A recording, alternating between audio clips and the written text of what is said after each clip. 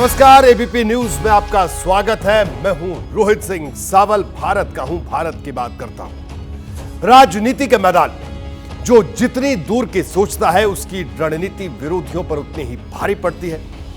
UP में इस वक्त भविष्य की बिसात बिछाने की रेस लगी है। लोकसभा चुनाव में झटके के बाद बीजेपी यहां फिर से ताकत जुटाने में लगी है, तो इंडिया गठबंधन ने भी यूपी पर फोकस कर दिया है।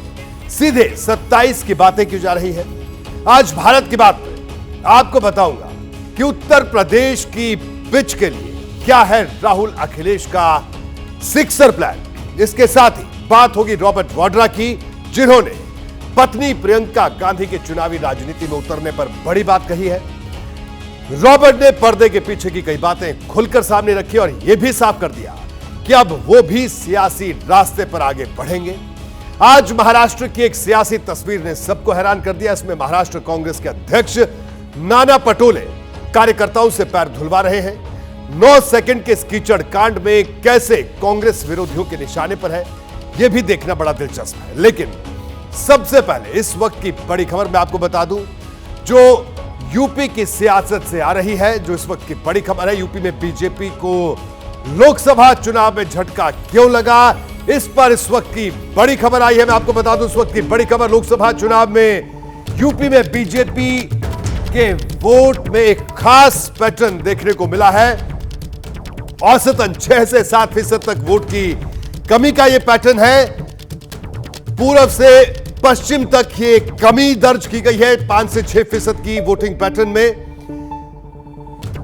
और यूपी में बीजेपी के वोट पैटर्न में खासा बदलाव देखने को मिला है। दरअसल भारतीय जनता पार्टी ने हार की समीक्षा के लिए एक खास टीम बनाई है। इस टीम ने एक रिपोर्ट बनाई है। उस रिपोर्ट में इस बात का खुलासा हुआ है और हार की समीक्षा में बड़ा खुलासा हुआ है। पार्टी की समीक्षा रिपोर्ट 25 जून तक आ सकती है। पार्टी सभी 80 सीटों पर प्रदर्शन की समीक्षा कर रही है। समीक्षा में पार्टी नेताओं की 40 टीमें जुटी हुई हैं। यूपी बीजेपी अध्यक्ष के पास अयोध्या और अमेठी की समीक्षा की जिम्मेदारी है। तो आप देख सकते हैं, उत्तर प्रदेश में भारतीय जनता पार्टी हार की समीक्षा के लिए बड़ी तैयारी बीजेपी ने की है, जिसकी शुरुआत हो चुकी है। अभिषेक उपाध्याय हमारे साथ जुड़े हुए हैं इस वक्त। अभिषेक, इस वक्त की बड़ी खबर आपने दी, क्योंकि अब तक ये कयास चल रहे थे कि आखिरकार उत्तर प्रदेश में बीजेपी की जो हार हुई है, उस हार पर मंथन हो रहा है। ये मंथन कैसे हो रहा है, किस स्तर पर हो रहा है, लेकिन सबसे बड़ी खबर, पुख्ता खबर आप दे रहे हैं इस वक्त। बिल्कुल रोहित, देखिए 80 जो लोकसभा सीटें हैं, बाकायदा 40 टीमें बनी हुई हैं और सिलसिलेवार उन्होंने ये अध्ययन करना शुरू कर दिया है और कायदे से 20 तारीख तक रोहित ये अध्ययन पूरा हो जाना था, लेकिन समय ज़्यादा लग रहा है क्योंकि कई सारे बहुत ही रोचक और दिलचस्प पहलू सामने आ रहे हैं। इसलिए 25 तक ये समीक्षा रिपोर्ट आएगी। और जब भी आप जिक्र कर रहे थे, ये अहम बात है कि खास पैटर्न सहारनपुर से लेकर के संत कबीर नगर तक, उस खास पैटर्न में बीजेपी के वोट कम होते पाए गए। ये बहुत ही दिलचस्प है और वो जो पैटर्न है उसके पीछे के जो कारण सामने आ रहे हैं वो भी बड़े दिलचस्प हैं। जाति गोलबंदी से लेकर के संगठन का मोरल डाउन होना, जनप्रतिनिधियों का आपस में कोऑर्डिनेशन ना होना, विश्वास की कमी, सरकार और संगठन के बीच समन्वय की कमी, कई सारी बातें सामने आ रही। लेकिन सबसे अहम बात ये जो पैटर्न वाली बात है रोहित, उसका आशय ये है कि जो पश्चिम से शुरू हुआ वो पूरा पूरब तक गया है, एक पैटर्न में गया है। अब पश्चिम से शुरुआत कैसे हुई और वो कैसे पूरब तक परकोलेट हुआ, उसे किसने परकोलेट किया, उसके कारक क्या थे, इसी वजह से इस पूरा ये जो समीक्षा रिपोर्ट है, मुझे लगता है ये 25 तक जा रही है। कल यूपी के बीजेपी के अध्यक्ष हैं वो अयोध्या रहेंगे। अयोध्या की खासतौर पर समीक्षा वो कर रहे हैं, अयोध्या और अमेठी की। तो बड़े ही इंटरेस्टिंग मामले निकल कर सामने आ रहे हैं। लेकिन जो पैटर्न की बात सामने आई है रोहित, वो बहुत ही ज्यादा दिलचस्प और चौंकाने वाली भी है। बिल्कुल अभिषेक, आपका बहुत बहुत शुक्रिया इस बड़ी खबर के लिए। तो उत्तर प्रदेश में भारतीय जनता पार्टी ने हार की समीक्षा की शुरुआत कर दी है। 40 लोगों की टीम इस पूरी हार की समीक्षा कर रही है। बहरहाल बढ़ते हैं आगे और अब बात करते हैं सियासत की एक और बड़ी खबर की, जो हरियाणा से आई है। इस वक्त की एक और बड़ी खबर, हरियाणा में 4 महीने के बाद विधानसभा चुनाव होने हैं। लोकसभा चुनाव ने बीजेपी की टेंशन यहां पर बढ़ा दी है। इस बीच हरियाणा की सियासत में हलचल बढ़ाने वाली एक बड़ी खबर आ रही है। बड़ी खबर आपको बता दूं, किरण चौधरी का कांग्रेस से इस्तीफा। जी हां, कांग्रेस की कद्दावर नेता किरण चौधरी ने कांग्रेस से इस्तीफा दे दिया है। किरण चौधरी हरियाणा के भिवानी जिले के तोशाम एक विधानसभा सीट पड़ती है, वहां से विधायक हैं। उनकी बेटी श्रुति चौधरी, वो भी सांसद रह चुकी है भिवानी महेंद्रगढ़ से कांग्रेस के टिकट पर। किरण चौधरी अभी मौजूदा वक्त में भी कांग्रेस की विधायक है तोशाम विधानसभा सीट से। और आपको बता दूं, बंसीलाल, हरियाणा के पूर्व मुख्यमंत्री बंसीलाल की बहू हैं, यानी पुत्र वधू हैं किरण चौधरी। और कांग्रेस का एक बड़ा नाम हरियाणा में किरण चौधरी। और कांग्रेस की जो जब भी प्रदेश में सरकारें रही, किरण चौधरी मंत्री रही, आबकारी मंत्री भी रही। और कांग्रेस के लिए बड़ा झटका, क्योंकि लोकसभा चुनाव में जिस तरह से कांग्रेस ने हरियाणा में कमबैक किया, बेहतर प्रदर्शन किया, तो ऐसे में लगातार कयास ये लग रहे थे कि हरियाणा में कांग्रेस मजबूत होती जा रही है। लेकिन किरण चौधरी का छोड़ना, क्योंकि किरण चौधरी भिवानी और आसपास के इलाकों में खासा प्रभाव रखती हैं। किरण चौधरी ने पार्टी को जो इस्तीफा सौंपा है उसमें इशारों में भूपेंद्र सिंह हुड्डा पर भी निशाना साधा। उन्होंने कहा कि हरियाणा में कांग्रेस एक व्यक्ति पर केंद्रित हो गई है। ये ऐसे व्यक्ति हैं जो पार्टी हित से ज्यादा अपना हित देखते हैं। ये बात किरण चौधरी ने कही है। और मेरे साथ जैनेंद्र जुड़े हुए हमारे संवाददाता। जैनेंद्र, बड़ी खबर, लोकसभा चुनाव के बाद बड़ा झटका कांग्रेस को हरियाणा में। निश्चित तौर पर बहुत बड़ा झटका रोहित जी। किरण चौधरी और उनकी बेटी श्रुति चौधरी ने कांग्रेस अध्यक्ष मल्लिकार्जुन खड़गे को अपना इस्तीफा भेज दिया है और उसमें सीधे तौर पर निशाना साधा गया है। हालांकि नाम तो नहीं लिया, लेकिन इशारा साफ है, भूपेंद्र सिंह हुड्डा पर निशाना साधा गया है और आरोप लगाया गया है कि हरियाणा में कांग्रेस निजी जागीर की तरह चलाई जा रही है। किरण चौधरी ने यह भी लिखा है कि उन्हें अपमानित किया गया और इसी वजह से वो कांग्रेस छोड़ रही हैं। बड़ी खबर यह है रोहित जी कि कल किरण चौधरी अपनी बेटी श्रुति चौधरी के साथ बीजेपी में शामिल होने जा रही हैं, बीजेपी का दामन थामेंगी और हरियाणा विधानसभा चुनाव से पहले ये कांग्रेस पार्टी के लिए निश्चित तौर पर बहुत बड़ा झटका होने वाला है। हालांकि इसकी पृष्ठभूमि यह है कि किरण चौधरी की बेटी श्रुति चौधरी, जो 2 बार भिवानी महेंद्रगढ़ लोकसभा सीट से चुनाव में उम्मीदवार थी कांग्रेस की, हालांकि वो जीत नहीं पाई थी। इस बार कांग्रेस ने उनका टिकट काटा, उनकी जगह रावदान सिंह को टिकट दिया। हालांकि रावदान सिंह भी कामयाब नहीं हो पाए और माना गया कि किरण चौधरी ने रावदान सिंह की मदद नहीं की।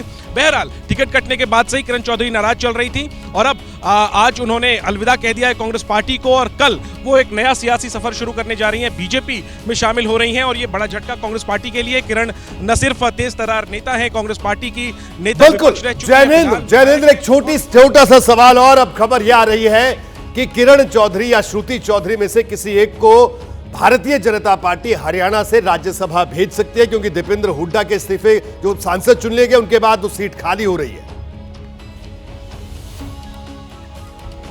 बिल्कुल बिल्कुल रोहित जी, सूत्रों की तरफ से यही जानकारी मिली है कि और पूरी संभावना है कि किरण चौधरी खुद जो राज्यसभा की सीट खाली हुई है दीपेंद्र हुड्डा के इस्तीफे के बाद, वो जो एक सीट खाली हुई हरियाणा में, वहां से बीजेपी की उम्मीदवार हो सकती हैं। तो जाहिर सी बात है, इन सब बातचीत के बाद ही किरण चौधरी ने इस्तीफा दिया है कांग्रेस से। कल वो बीजेपी का दामन थाम रही हैं और पूरी संभावना है कि बीजेपी की उम्मीदवार वो हो सकती हैं राज्यसभा चुनाव के लिए, जो अब से कुछ दिन बाद ही होने हैं।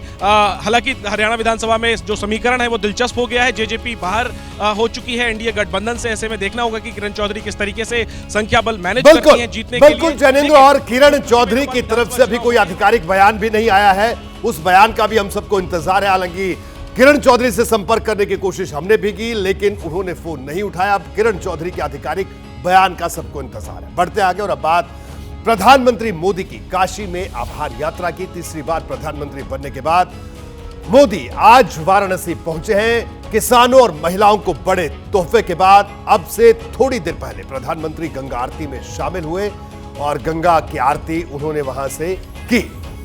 जी हां, ये तस्वीरें हम आपको दिखा रहे हैं, प्रधानमंत्री की गंगा आरती की तस्वीरें। तीसरी बार प्रधानमंत्री पद की शपथ लेने के बाद नरेंद्र मोदी का बतौर प्रधानमंत्री ये तीसरा यानी कहा जाए तीसरे कार्यकाल का ये पहला बनारस दौरा है, जहां पर उन्होंने गंगा आरती में वो शामिल।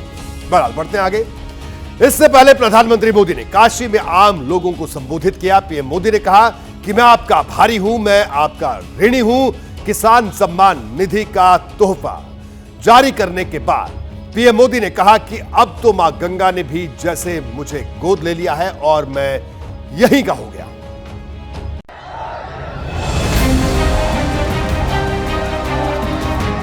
काशी के लोगों ने तो सिर्फ एमपी नहीं बल्कि तीसरी बार पीएम भी चुना है। आधम्याम ओम केशवाय नमः ओम मां गंगा ने भी जैसे मुझे गोद ले लिया है, मैं यहीं का हो गया हूं। तीसरी बार देश का प्रधानमंत्री बनने के बाद पीएम मोदी पहली बार काशी पहुंचे तो समर्थकों ने जमकर स्वागत किया। नरेंद्र मोदी की ये वो वाराणसी यात्रा है जिसका मकसद काशी के लोगों का धन्यवाद करना है, उनका आभार जताना है। चुनाव जीतने के बाद आज हम पहली बार बनारस आयल है। जनता जनार्दन के हमार प्रणाम।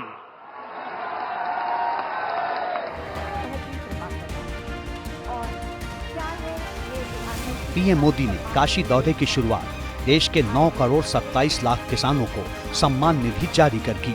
17वीं किस्त के रूप में 20,000 करोड़ रुपए किसानों के नाम जारी किए गए। पीएम किसान सम्मान निधि आज दुनिया की सबसे बड़ी डायरेक्ट बेनिफिट ट्रांसफर स्कीम बन चुका है। सही नियत होती है, सेवा की भावना होती है, तो ऐसे ही तेजी से किसान हित के, जनहित के काम होता है। किसान कल्याण के बाद पीएम मोदी ने महिला कल्याण वाली तस्वीर दिखाई। स्वयं सहायता समूहों से जुड़ी 30,000 महिलाओं को कृषि सखी का सर्टिफिकेट बतौर गिफ्ट समर्पित किया। ये वे महिलाएं हैं जिनकी मदद से कृषि सेक्टर में नई पहल की गई। 3 करोड़ बहनों को लखपति दीदी बनाने की तरफ भी बहुत बड़ा कदम उठाया गया है। कृषि सखी के रूप में बहनों की नई भूमिका उन्हें सम्मान और आय के नए साधन दोनों सुनिश्चित करेंगे। प्रधानमंत्री नरेंद्र मोदी इसके बाद दशाश्वमेध घाट गए, जहां गंगा आरती में उन्होंने हिस्सा लिया।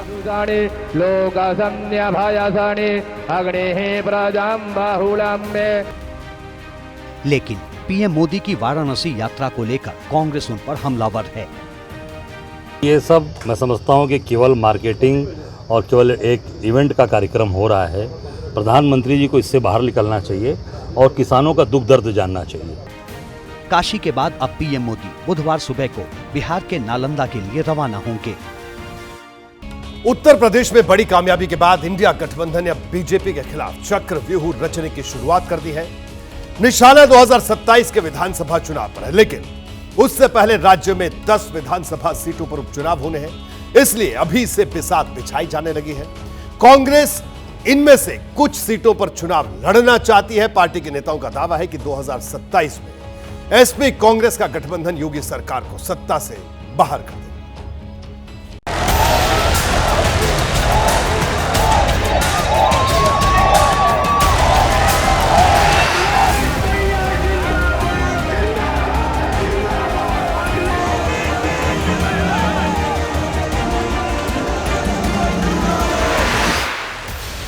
24 में यूपी का चुनावी प्रयोग सफल रहा तो अब बात सीधे 2027 की होने लगी है। 2027 हमारा है, कांग्रेस का है, गठबंधन का है। यूपी की 80 में से 43 सीटें जीतने के बाद इंडिया गठबंधन की बाँछें खिली हैं, हौसले बुलंद हैं। अब तो ये भी तय हो चुका है कि राहुल गांधी की राजनीति का सेंटर रायबरेली होगा, इसलिए जोश हाई है। राजनीतिक रूप से अगर आप देखें तो उत्तर प्रदेश की जनभावना का भी उन्होंने सम्मान किया कि बहुत दिनों बाद कांग्रेस के नेतृत्व में गठबंधन 43 सीटों पर, 80 में 43 सीटों पर जीत कर आया है। तो उत्तर प्रदेश की इच्छा का भी सम्मान हो गया और अब 2027 हमारा है, कांग्रेस का है, गठबंधन का है। यहाँ ये समझना जरूरी है कि 2024 में एनडीए से ज्यादा सीटें जीतने के अलावा इंडिया के हिस्से में वो कौन सी कामयाबी आई जो उसे 2027 की लड़ाई के लिए बूस्टर डोज दे गई है। दरअसल कांग्रेस और समाजवादी पार्टी को मिलाकर यूपी में इंडिया गठबंधन को 43.52% वोट मिले हैं, जबकि एनडीए को 43.69% वोट मिले, यानी पलड़ा लगभग बराबर है। इसे दूसरी तरह से देखें तो यूपी में 2024 के चुनाव में इंडिया गठबंधन के उम्मीदवारों को कुल 3 करोड़ 81 लाख वोट मिले, जबकि एनडीए प्रत्याशियों को 3 करोड़ 83 लाख।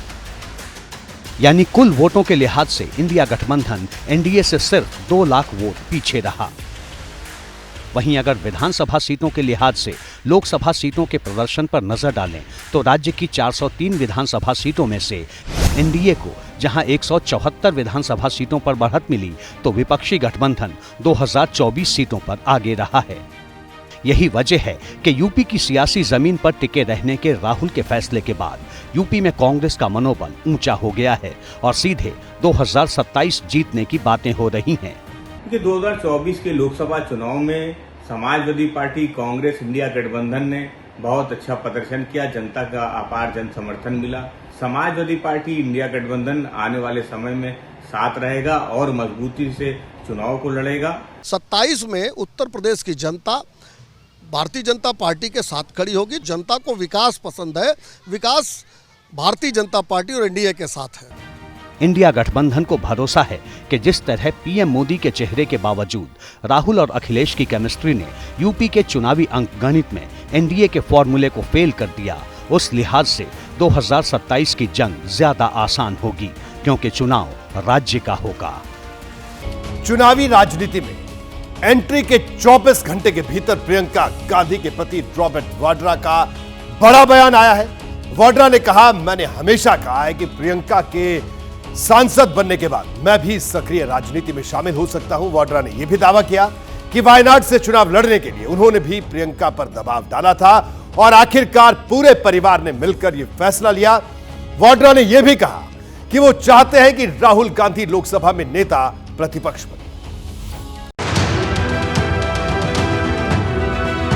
मुझे बहुत खुशी है कि प्रियंका वायनाड से चुनाव लड़ेंगी। राहुल ने बहुत अच्छा सोचा, कांग्रेस पार्टी ने सही सोचा। प्रियंका यूपी में भी रहेंगी और केरल में भी रहेंगी और देश के हर कोने तक पहुंचेंगी। मैं उम्मीद करता हूं कि वायनाड की जनता प्रियंका को भारी बहुमत से जिताएं। अगला चुनाव होगा तो उसमें मैं भाग जरूर लूंगा। कांग्रेस ने वायनाड से प्रियंका के उपचुनाव लड़ने का ऐलान किया तो एक बड़ा सस्पेंस खत्म हो गया। अब प्रियंका के पति रॉबर्ट वाड्रा ने दावा किया है कि वायनाड से चुनाव लड़ने के लिए उन्होंने भी प्रियंका पर दबाव डाला था। ज़रूर मैंने उनको प्रेशर किया और मैंने उनको ज़रूर मैं ना नहीं सुनी इस बारी। इकट्ठा पूरी फैमिली ने डिसीजन लिया और मैं खुश हूँ उसके लिए कि वो संसद में अब होंगे। पर पहले हमें प्रचार करना है और पहले हमें इलेक्शन जीतना है, उसके बाद। बकौल रॉबर्ट वाड्रा, प्रियंका के हाँ करने से उनकी मेहनत सफल हो गई, जिसके लिए वो लंबे समय से पत्नी को मना रहे थे। रॉबर्ट को अब भरोसा है कि प्रियंका वायनाड से सांसद बनकर कामयाबी की नई इबारत लिखेंगी। वो बड़े पैमाने पे अपने जो इरादे हैं और अपनी जो उनकी मेहनत जो कर रही हैं वो सांसद के तौर पे करें तो और अच्छा होगा और देश के लिए भला होगा और प्रगति की ओर जाएगी। वाड्रा ने राहुल गांधी को लेकर भी एक बड़ी ख्वाहिश जाहिर की है। रॉबर्ट के मुताबिक राहुल अगर लोकसभा में नेता विपक्ष बनते हैं तो कांग्रेस और गठबंधन के लिए अच्छा होगा। फैमिली मेंबर होने के नाते मैं राहुल को बहुत अच्छी तरह जानता हूँ। वो जो भी करते हैं अपने मन लगन से करते हैं। राहुल अगर लीडर ऑफ ऑपोजिशन बनते हैं तो लोगों के हित में बात करेंगे और लोगों की बात को बुलंद करेंगे और उनको ज़रूर लीडर ऑफ ऑपोजिशन बनना चाहिए। रॉबर्ट की दो टूक ये भी है कि अब वो खुद भी चुनावी राजनीति में कदम रख सकते हैं। जब भी किसी ने मेरे से पूछा कि आप कब कदम लेंगे और पार्लियामेंट में या संसद में कब आएंगे, तो मैं हमेशा बोलता था कि पहले मैं चाहूँगा कि प्रियंका भाग लें और वो सांसद बने, उसके बाद मैं ज़रूर आगे बढ़ूँगा, मैं भी भाग लूँगा। रॉबर्ट से परिवारवाद के विपक्ष के आरोपों पर एबीपी न्यूज ने सीधा सवाल किया। जवाब सुनिए। पहले अपने पार्टी में देखें, अपने नेताओं को देखें, अपने उनके बारे में थोड़ी असेसमेंट करें और उनको दिखेगा कि सभी परिवार से आए हैं। सबके उनके जितने भी नेता हैं सबके परिवार के कोई भी सदस्य ऑलरेडी राजनीति में रह चुके हैं। वाड्रा ने भले ही परिवारवाद के मुद्दे पर विरोधियों को आईना दिखाने की कोशिश की हो, लेकिन बीजेपी ने प्रियंका के चुनावी राजनीति में कदम रखने से लेकर वाड्रा की अपने लिए नई सियासी तैयारी पर चुभते हुए सवाल दागे हैं। राजनीति में वंशवाद और परिवारवाद का यदि कोई सबसे बड़ा उदाहरण है तो वो गांधी परिवार है कि माँ, बेटा, बेटी, दामाद जी और उसके आगे और लंबी फहरिस्त है। कोई भी लड़े कांग्रेस से, उससे कोई फर्क नहीं पड़ता। लोकसभा चुनाव के दौरान अप्रैल में जब अमेठी और रायबरेली से कांग्रेस ने उम्मीदवार का ऐलान नहीं किया था, तब भी रॉबर्ट वाड्रा ने चुनाव लड़ने की ख्वाहिश जताई थी। उन्होंने यहां तक कह दिया था कि अमेठी के लोग चाहते हैं कि यहां से मैं उनका प्रतिनिधित्व करूं। इसे लेकर बीजेपी ने तब उन पर जबरदस्त तंज किया था। महाराष्ट्र में 9 सेकंड के एक वीडियो की वजह से कांग्रेस धर्म संकट में फंस गई है। वीडियो में पार्टी के प्रदेश अध्यक्ष नाना पटोले नजर आ रहे हैं। इसमें वो अपने एक कार्यकर्ता से पैर धुलवाते हुए दिख रहे हैं। वीडियो वायरल होने के बाद राज्य की सियासत 7वें आसमान पर पहुंच गई। बीजेपी ने कहा कि कार्यकर्ता से पैर धुलवाना बताता है कि कांग्रेस की विचारधारा में गुलामी रची बसी है।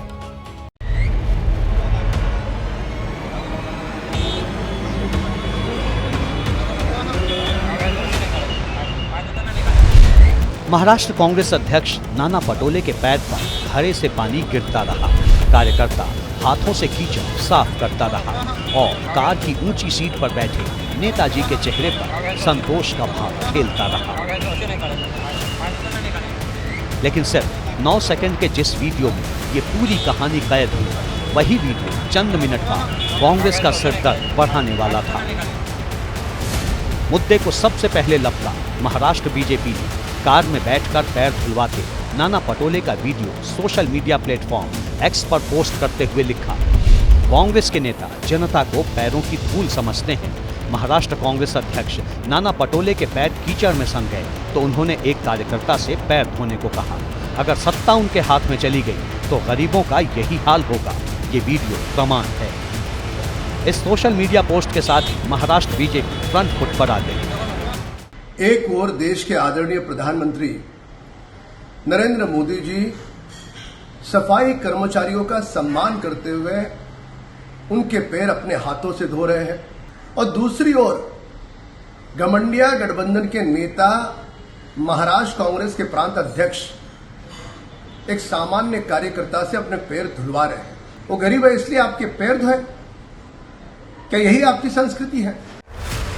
कुछ इसी तरह की बात केंद्रीय मंत्री पीयूष गोयल ने भी कही। सोशल मीडिया प्लेटफॉर्म एक्स पर लिखा, कार्यकर्ताओं का अपमान यही है कांग्रेस की असली पहचान। महाराष्ट्र कांग्रेस के अध्यक्ष नाना पटोले जी का एक सामान्य कार्यकर्ता से अपने पैर धुलवाना ये दर्शाता है कि इस पार्टी की विचारधारा में गुलामी रची बसी है। नाना पटोले के पैरों से धुली कीचड़ पार्टी की इमेज पर धब्बा लगा सकती है। कांग्रेस ये बात समझ गई, लिहाजा डैमेज कंट्रोल के लिए नाना पटोले खुद सामने आए। मैं जिस गांव में दौरे में था, अकोला जिले के वाड़े गांव में, जिस मैदान में वो पालकी रखी थी वहां पे कीचड़ था। मैं निकला तो एक कार्यकर्ता पानी का अंडा लेके आया और उसने मेरे पैर के ऊपर पानी डाला और मैंने अपने हाथ से धोया। अब उसको अलग ढंग से दिखाया जा रहा हो तो उसका है, लेकिन मेरा सवाल ऐसा है, ईडी का कीचड़ जो लगा है कई नेताओं को जो सरकार में बैठे हैं, वो अंधेरे में अपना कीचड़ धो रहे हैं, उनका किसी का सर दबा रहे, किसी के पैर दबा रहे, उसको भी दिखाइए थोड़ा सा। नाना पटोले हर घर नल योजना और ईडी का नाम लेकर भले ही कीचड़ कांड का दाग धोने की कोशिश कर रहे हों, लेकिन आने वाले विधानसभा चुनाव में बीजेपी इसे मुद्दा बना सकती है और कांग्रेस की मुसीबत भी बढ़ा सकती है।